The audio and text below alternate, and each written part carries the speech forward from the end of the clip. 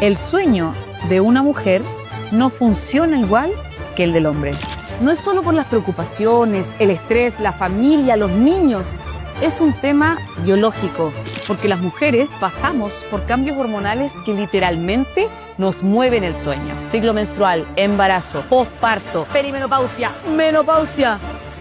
De hecho, las mujeres tenemos el doble de riesgo de padecer insomnio. El doble de riesgo. Y no estoy exagerando. A veces dormimos unas horitas más, pero no quiere decir que descansemos más. ¿No les resuena el dormir, pero siento que no descansé? Entonces, este 8M, si valoras a alguna mujer, no regalís flores, regala descanso. Regala un momento en el que no tenga que preocuparse de nada. Regala silencio, regala bienestar, porque descansar también es amar.